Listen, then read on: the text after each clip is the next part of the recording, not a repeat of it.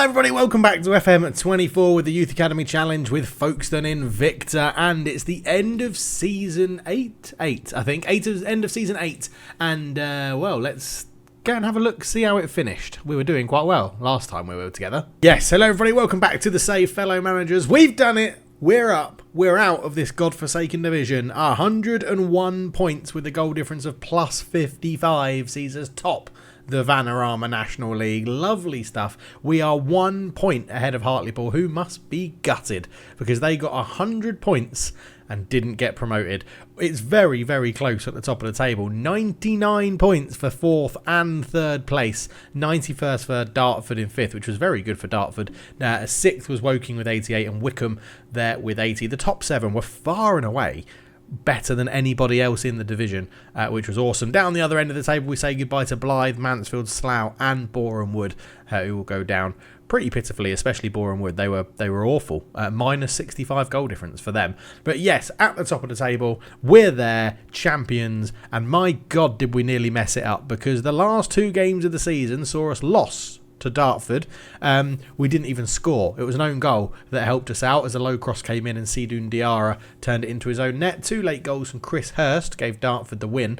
And then we drew 1-1 with Barrow to pick up that one solitary point that gave us 1 more point than Hartlepool at the top of the table. Trim Skjorton scored from a header to get us from a corner, with a header to get us an equaliser in that one. And it's a shame because we're on a really good run of form, and it was weirdly a point against Hartlepool in the 92nd minute from Ollie Lewis is what sort of kept us alive. We lost to Grimsby, beat Oldham, beat Northampton, lost to Dartford, beat Barrow, and we go up as champions, which is absolutely epic. So what that has meant is that's not what I wanted to click on at all. We're on here. We are professional. We have turned professional. The club have made us professional. We're going up to League 2. We have to be a professional outfit in League 2. So we now get full-time training. We get a few more staff. We need to get people down to new contracts where they become full-time players and therefore can train full-time, which will, in the immediate aftermath of that, affect us quite badly because they're not used to doing that training and therefore be very, very unfit. They don't have the best fitness. But good news, we're going to be a professional outfit. That means more sponsorship, more training time, more staff, more coaches, more money, better facilities, better sponsorship, all that sort of really good stuff. Another negative of it, if we look at the bank account, we're looking good. 360 grand in the bank. What has happened? It hasn't actually kicked in yet. We got a bit of news about it. Basically, they've had to take a bank loan to let us turn professional. So yeah, and it's going to be quite a lot of money. I think it's nearly $1 million that we have to take to allow us to do that. So that's going to be impacting us going forward. But it should be done. We should be like, it's England, right? So as long as you can float around League 2, get the prize money, get TV money, then we should be okay and balancing it evenly, which is pretty damn good. In terms of the board, to be honest, they've not been very helpful with planning and things. So there you go. Oh, yeah. So we've got the professional status. It's in the planning. So I assume once that's done, that loan will actually then be on there. So we'll see it at the beginning of the next season and go from there. So actually, it's season 9, isn't it? It's the end of season 9. Yeah, because the next season will be season 10. They've rejected youth level. They've rejected youth recruitment again. They did increase our junior budget earlier on this year around, in fact, just now, right? 8th of April, so not too long ago at all. But we're still asking them. We're still going for it. We're still trying to get them to give us all this stuff. Hopefully going professional now means we will be able to get a few more things over the line. But generally it all depends on money, of which we do have some in the bank and might be a bit more coming in the future because Michael Onyema will not sign a new contract with us and has clubs interested in him. Still Cambridge at the moment. Bromley have been flirting in and out of here as well as a club that want to buy him. Obviously the transfer window isn't open at the moment. For us, 10k to 85k, I think if we can get somewhere around like 150 to 200k with a really big percentage of next sale transfer, I'm probably not going to keep him here because I think the money would be really good. One of our best players, absolutely phenomenal, but at this point of the save, I think we've got a squad without Michael Onyema that keeps us good enough to stay up in League 2, and the money is more beneficial to improve all the facilities and stuff like that. So we'll see how that goes. We do have a few negotiations for contracts going. Elliot Moore, Pikarski, George Gubbins, although he's another one that at the moment is saying that our squad isn't strong enough, so that could be a recurring theme. Omarovic, we've offered a new one to. Chris Smith, we've offered a new one to as well, but he's saying our squad is not strong enough, so he might actually leave at the end of this season when his contract expires in June. So yeah, we've got a few ones. Harold Zimmer's got a new contract offer. He's sort of accepted and negotiated to go full time as well. Ollie Lewis has got a new one. Richard Evans, and then a few more people down here as well. But overall, a really, really, really good season, and I'm excited to see Power BI at the beginning of next season when we integrate all the youngsters that have got their contracts in the under-18s and see where we're standing. But I think for now, let's have a quick look at our data through here, because you can see with the first team, let me just make sure if I go unavailable it's just Sam Dedder who is out on loan. So most minutes in the season, 4,151 for captain Adam Beredetsky. So he's hanging on in there for his like starting spot. He's really not the greatest, but he does always come out in the Power BI as a person that's quite high up ranked to get good for positions. Pikarski, as you would imagine, being our first choice goalkeeper, is up there as well. Elliot Moore starring right back / centre back. George Gubbins has played centre back and left back, so he's got a lot of minutes. Kai Allsop's up there. Lexi's up there, as you would imagine. 42 appearances for Lexi is really good as an 18-year-old. But it's looking pretty good, pretty solid. I think you sort of drop off around about the 2,000 minute mark maybe, and you can see, look, you've got like these people here were pretty constant fixtures in the starting 11 with 3,200 minutes and above, and then 3,000 minutes and below is all of these guys, with Dan Willock having a measly 16 minutes all season, Ivor Hewlett 31 minutes all season over 4 sub appearances. So yeah, we'll probably be saying goodbye to both of those, I imagine. In terms of goals, people always love goals. It is Lexi at the top, 23 goals, followed very closely by Keenan Omarovic on 20, which is great because he was actually phased out of the team for a little while, fought his way back in, and is now second top goal scorer at the club. So clearly a good player in there. Junior Ward as the target forward when we played with one, got 13 goals this season, which I think is a good output from him. We're not too worried about him being a starting player, but 13 goals helping out as that target forward is really, really good. And then we get 10 goals for Trim Skjorten from centre-back. I would say probably all 10 of them are from corners at the near post. But you've got to take everything coming for you that you can get in this sort of save. Assists, we got 12 for Chris Smith, so he'll be a big loss if he doesn't sign a new contract. Davian Alcock up there with 11, who will ease the loss of Chris Smith because they both play at left wing. Chris Smith can play out front as well. 9 for Michael Onyema. So again, I'm going to try and keep him at the club, but if we get an offer that's too good to turn down, we will let him go. Luke Rice, Luke Johnson and Keenan all up there on 8 as well. Expected assist is quite interesting because Chris Smith leads the way, but he's actually got like 3 more assists than he should have done.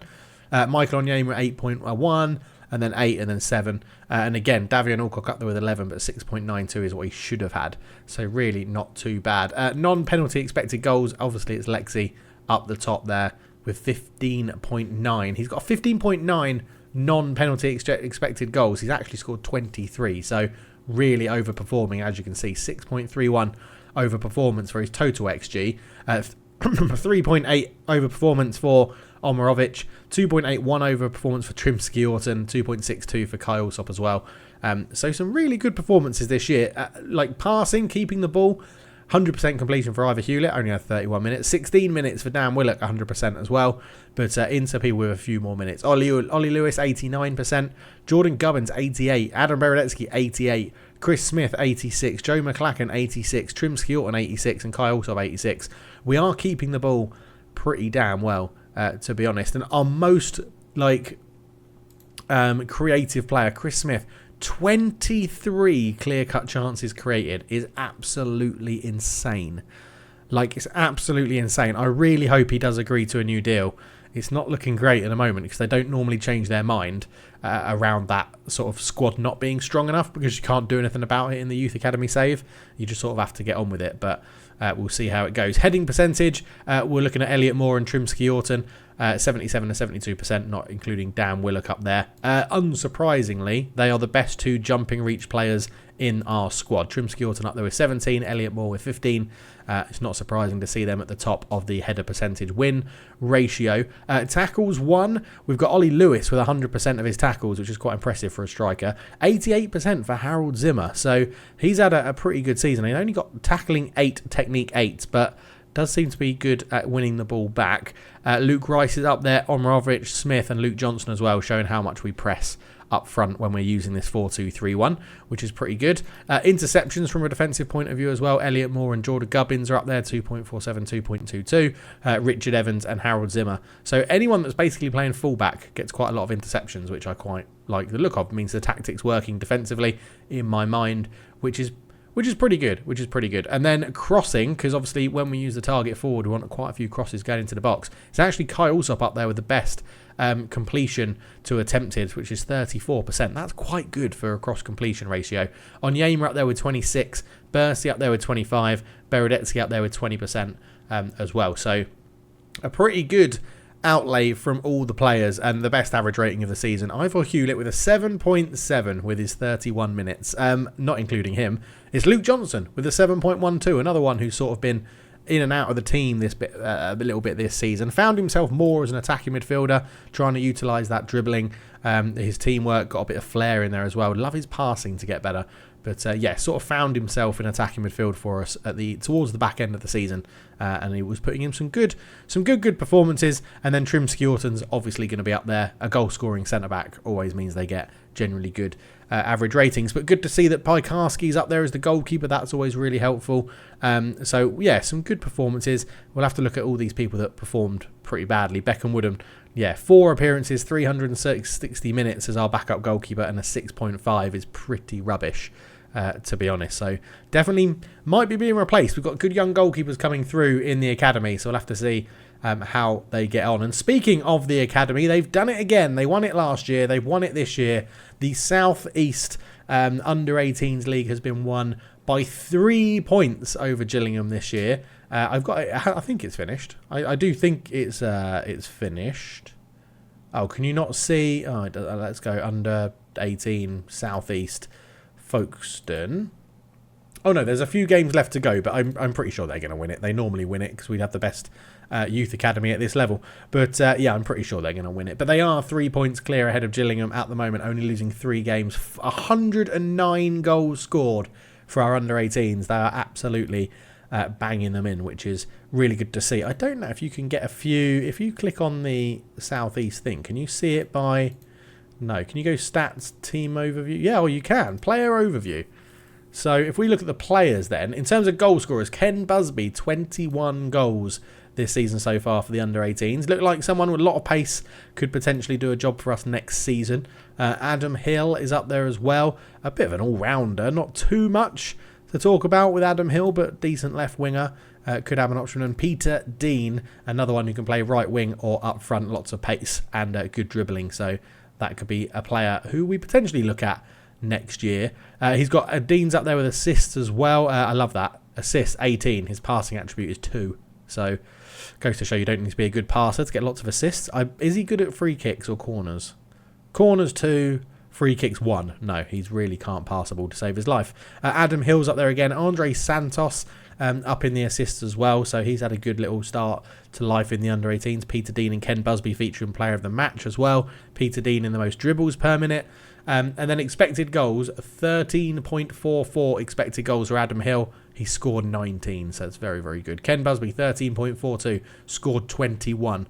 So yeah, our under-18s are having a very good time of it. Someone that our assistant manager keeps mentioning is Lawson Clackett, or Cackett, to play in the attacking midfield role.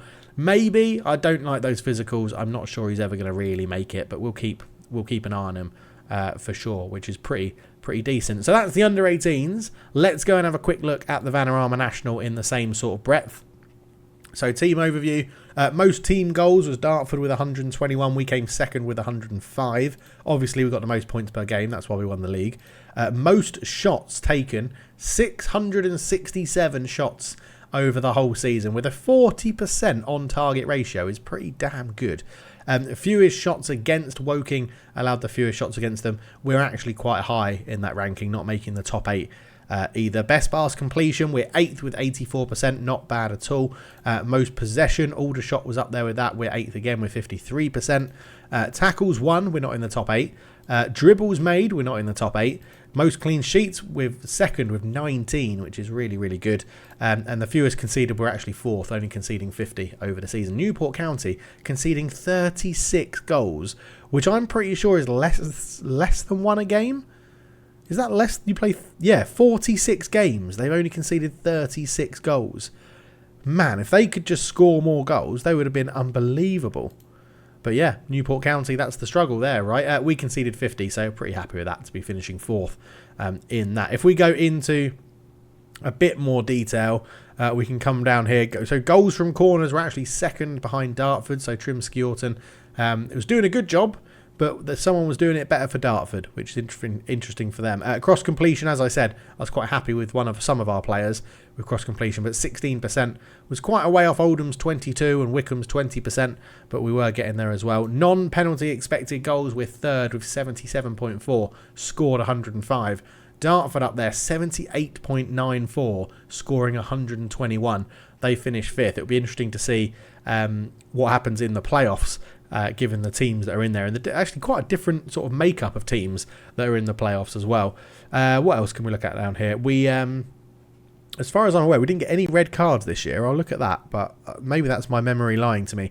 Average attendance are actually down in 18th with 2,110, which I still think will be a new record for us come the end of the season. Average by attendance capacity, we're actually up in 10th at 48, so averaging percent of capacity, nearly 50% of our capacity for every game. Only Hartlepool have had some sellouts, and that's one. Woking and Hartlepool are the only teams that have had sellouts in that.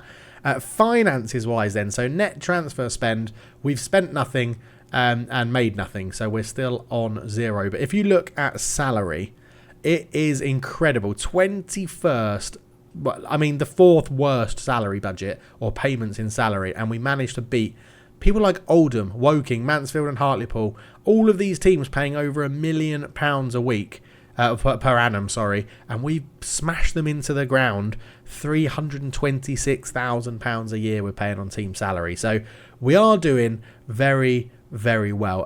Very, very happy with that. And of course, if we go and look at the players in here, so goals, Billy Vigor was top with 27. We had Lexi on 19 and Omarovic on 19 as well for joint 9th. I don't think we had anyone else. Junior Warp is our next one with 13. Average rating, we don't get anyone really near the top of average rating. Luke Johnson's up there, 7.19. So that's our highest in there. Player of the matches, we didn't really get anyone stand out. Lexi got 5. Jamie Wood up there with 10, won that. And again, assists, we've spread them out so much. It's Chris Smith up there with 11. And you look at Aidan Elliott Wheeler, who got 19 for Torquay. So doing a really good job for Torquay there. Save percentage though, Piekarski, what a season. 84% save percentage this season. Absolutely amazing. By far and away one of the best goalkeepers in the division, and at such a young age. And he's been called up to the Polish under-21 team as well, which is great for him, bad for us, because it means he goes on international duty a little bit. But hasn't got a cap for them there. Did at under-19, but not at under-21s. But yeah, he's proving to be quite a good goalkeeper at this level, which is awesome. Kai Alsop has the second best cross completion in the league. Headers 1, we're actually quite far down on this one as well. We don't even make the top 20 for headers 1 ratio.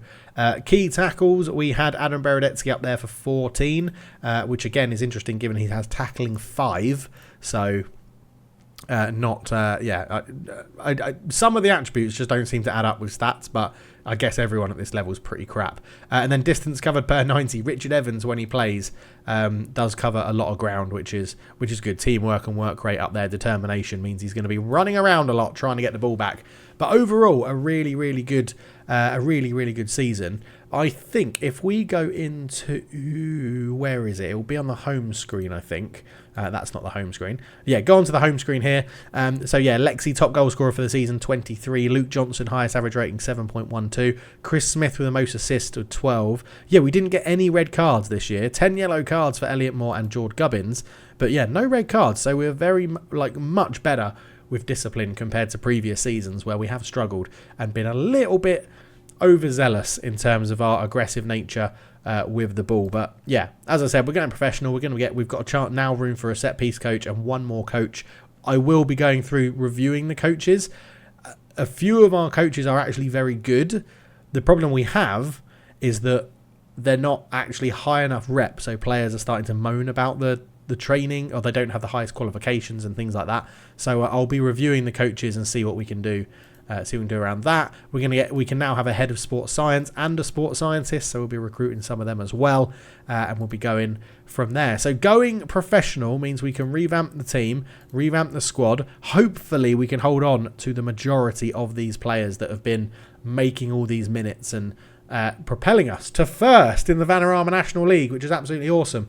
By the time you're watching this, I will be on holiday, so apologies if I don't respond to comments very quickly, but I will respond to every single comment like I always do throughout the thing as well. I land back on Sunday night. I'm hoping to get a video out for you on Monday for the start of season 10 or 9, whichever one it is. I think it's 10 for the start of season 10. So thank you very much for all of your comments, your love, your subscriptions, all of that really good stuff. What a season this has been. We go up as a professional club to League 2. See you then. Cheers.